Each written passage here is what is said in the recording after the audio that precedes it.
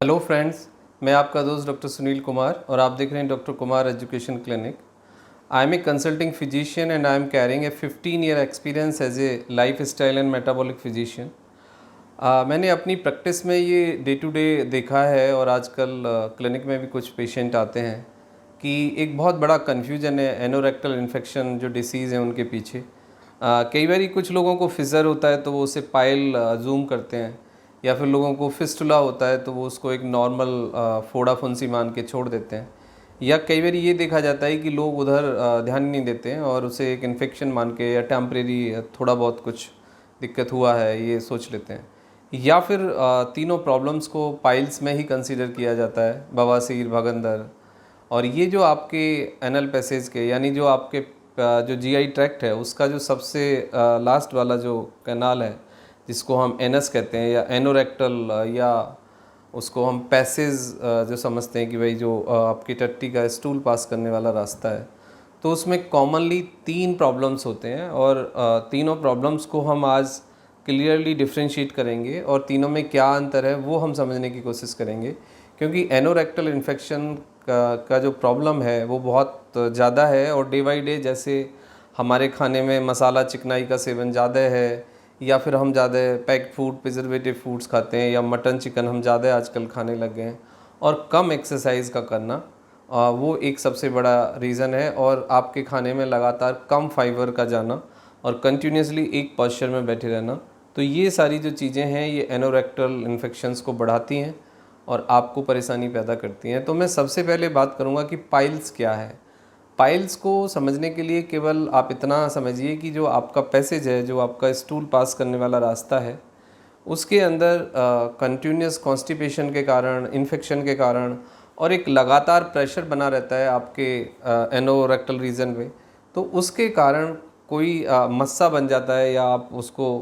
कोई ग्रोथ हो जाती है जो मस्सा होता है। कई बारी मस्से में ब्लीडिंग होती है, कई बारी पेन होता है, जब आप स्टूल पास करते हैं ब्लीडिंग नहीं होती। और देखा ये जाता है कि फर्स्ट फेज़ में मस्से काफ़ी छोटे होते हैं, और जब आपको पाइल्स की शुरुआत होती है, मस्से छोटे होते हैं, तो उसको मेडिसिन मैनेजमेंट से कुछ ऑइंटमेंट अप्लाई करके और लाइफ स्टाइल को मॉडिफाई करके और आप अपने फूड को ठीक करें और एक्सरसाइज करें, तो फर्स्ट लेवल पे पाइल्स की प्रॉब्लम से विदाउट ए सर्जरी मतलब आप उसको मैनेज कर सकते हैं, आप उससे छुटकारा पा सकते हैं। लेकिन यदि पाइल सेकंड और थर्ड स्टेज में चला जाए तो फिर उसको मैनेज करना बहुत मुश्किल है, और फिर कई बार ऑपरेशन की ही ज़रूरत पड़ती है। और कई बार ये देखा जाता है कि ऑपरेशन के बाद भी उसका रिकरेंस हो गया है। इसका मतलब ये है कि कम्प्लीटली लाइफस्टाइल चेंज करना, इन्फेक्शन को अवॉइड करना, प्लस कॉन्स्टिपेशन ना होने देना ही एक प्रॉपरली सॉल्यूशन है। अब मैं दूसरे उस पर आता हूँ कि फिज़र क्या है।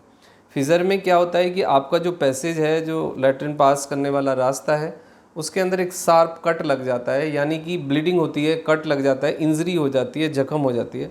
और उसके बाद होता ये है कि जनरली जब आप स्टूल पास करते हैं तो आपको एक शार्प पेन आता है और कई बार ब्लीडिंग भी आती है, और शार्प पेन जो है वो आपको बहुत तकलीफ़ देता है, दुख पैदा करता है, और आपको स्टूल पैसेज जो है वो बहुत ही सेंसिटिव हो जाता है, और स्टूल को पास करते समय आपको काफ़ी पेन होता है और आप अच्छे से स्टूल भी इवन कई बार पास नहीं कर पाते। ये भी जो फिज़र है वो लगातार स्टूल के हार्ड बने रहने से पैदा होता है। इसका मतलब ये है कि जब आपके खाने में कम फाइबर है, आप कम लिक्विड लेते हैं और आपका मूवमेंट नहीं है लोअर एब्डोमेन रीजन का, तो फिर आपका स्टूल जो है वो हार्ड रहता है, और कंटिन्यूसली हार्ड स्टूल के बने रहने से उस पैसेज के अंदर आपको रगड़ पड़ती है, और उस रगड़ के कारण, उस प्रेशर के कारण एक शार्प इंजरी होती है, एक शार्प पेन आता है और एक शार्प कट आपको दिखाई देता है। और ये कई बार विजिबल भी होता है आउटसाइड भी, लेकिन कई बार ये इनसाइड भी होता है। तो इसको एग्जामिनेशन के बाद एनोरेक्टल फिजिशियन आपको बता सकते हैं कि आपको पाइल्स है, फिस्टुला है या फिज़र है। तो बट मोस्ट इम्पॉर्टेंट पार्ट ये है कि आप उसके कॉज को पकड़ें। अब थर्ड पॉइंट है कि आपको जो फिस्टुला है वो क्या है। फिस्टुला में क्या होता है कि जो आपका एक पैसेज है, मतलब एक कैविटी है, एक एनोरेक्टल पैसेज है आपका, उसके बराबर में एक पॉकेट बन जाती है, एक कैविटी बन जाती है, एक लाइनिंग बन जाती है, तो उसके अंदर पस फॉर्मेशन होता है। मतलब पैरेलल आपका जो स्टूल पास करने वाला रास्ता है, जस्ट उसके बराबर में ऊपर या नीचे आप देखेंगे कि आपको एक पस फॉर्मेशन है, स्टिकी डिस्चार्ज है, और वो कई बार सेंसिटिव होके थोड़ा सा साइज़ में बढ़ जाता है, लेकिन जब वो साइज़ में बढ़ेगा, सेंसिटिव होगा, तो आपको ज़्यादा पेन आएगा, ज़्यादा स्वेलिंग होगी, कई बार फीवर भी देखा जाता है। लेकिन जब वो मतलब पूरा पस भर जाता है, उसके बाद वो सिक्रीशन शुरू होता है, और सिक्रीशन शुरू होने पे कई बार वो बिल्कुल डिज़ोल्व हो जाता है, डिसअपियर हो जाता है। आपको लगेगा कि आप बिल्कुल ठीक हैं, लेकिन आफ्टर 15 डेज़ और आफ्टर 1 मंथ अगेन आप देखेंगे कि वो सेंसिटिवनेस हो गई है, वहाँ पे एक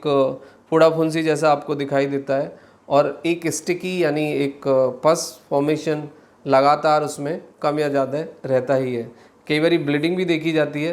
तो ये सब फिस्टुला है। फिस्टुला में आपका ये इम्पॉर्टेंट है कि आपको इन्फेक्शन ना हो,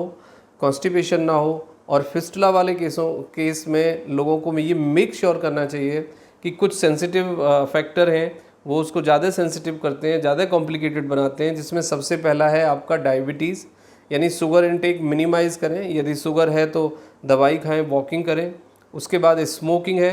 और थर्ड नंबर पे जो आपका आता है मटन, चिकन, और जो आपका कोल्ड ड्रिंक और सॉफ्ट ड्रिंक है, ये आपके गट को सेंसिटिव बनाते हैं, ये पस फॉर्मेशन को बढ़ा देते हैं। जितना पस फॉर्मेशन ज़्यादा होगा, जितना इन्फेक्शन फ्रीक्वेंट आएगा, आपको उतनी ज़्यादा प्रॉब्लम होगी। तो आपका जो ऑब्जेक्टिव है एनोरेक्टल इन्फेक्शंस को डील करने के लिए, एक स्ट्रेट फॉरवर्ड ऑब्जेक्टिव ये होना चाहिए कि आप अपने फूड में फाइबर लें, वॉकिंग करें, अच्छे से पानी पिएं, स्टूल को हार्ड ना होने दें, स्टूल को सॉफ्ट रखें, और टाइम से आप स्टूल पास करें। प्लस मेक श्योर करें कि यदि आपको लोअर एब्डोमेन रीजन में पेन आता है, हार्डनेस रहती है, और आपको स्टूल पास करने में यदि बहुत ज़्यादा दिक्कत होती है, ब्लीडिंग होती है, आपको कोई इचिंग होती है, दर्द होता है, तो फिर इमीडिएटली आप अपने एनोरेक्टल फिजिशियन से मिलें, एग्जामिनेशन कराएं, और एग्जामिनेशन के बाद सिम्टम्स के आधार पे ही ये पता लगाया जा सकता है कि आपको पाइल्स है, फिस्टुला है या फिशर है। लेकिन तीनों का जो मैनेजमेंट है, अप्रोच है, वो एक ही है कि आपको पेट साफ़ रखना है, इन्फेक्शन नहीं होने देना है, और कम से कम आपको मीठा खाना है, कम से कम आपको हार्ड ड्रिंक, सॉफ्ट ड्रिंक और मटन चिकन बिल्कुल अवॉइड करना है, एग अवॉइड करना है, मिल्क को स्टॉप करना है। आपको ज़्यादा से ज़्यादा फाइबर्स लेना है, वेजिटेबल्स खाने हैं, फ्रूट्स खाना है, और आपको जितना भी आप फाइबर लेंगे, चोकर डाइट लेंगे, और जितना आप अपने को पॉजिटिव एक्टिव रखेंगे, मोमेंट में रखेंगे, तो ये जो प्रॉब्लम्स हैं आपको कम होंगी। और ये यदि प्रॉब्लम्स अभी आपकी स्टार्टिंग है, फर्स्ट फेज़ में है, तो ये ठीक भी हो जाएंगी। लेकिन यदि कोई सिम्टम्स बना रहता है और कंटिन्यूसली तकलीफ़ होती है, तो आप अपने सिम्टम्स को नेगलेक्ट ना करें, अपने सिम्टम्स को डिस्कस करें अपने एनोरेक्टल फिजिशियन से, और ट्रीटमेंट लें। यदि आपको हमसे कोई ट्रीटमेंट या सलाह की आवश्यकता है, तो आप हमें व्हाट्सएप मैसेज कर सकते हैं। और मैं आप सबसे एक चीज़ के लिए एक्सट्रीमली मैं रिग्रेट हूँ, मैं सॉरी फील करता हूँ, माफ़ी मांगता हूँ कि मैं आप सब लोगों के मैं उसका जवाब नहीं दे सकता कमेंट्स का, और मैं क्वायरीज़ आपकी फ़ोन पे नहीं ले सकता हूँ। यदि आपकी कोई क्वायरीज़ है तो हम उसको वीडियो के माध्यम से एड्रेस करेंगे। तो आप कमेंट्स बॉक्स में जाएं और उस क्वायरीज़ को लिखें, और नेक्स्ट वीडियो का वेट करें। हम कोशिश करेंगे कि आपकी क्वायरीज़ और डिमांड को कंसीडर करके नेक्स्ट आने वाले टाइम में उस पर हम कोई वीडियो बनाएं और आपके क्वेश्चनों को एड्रेस करें। Thank you very much and take care yourself.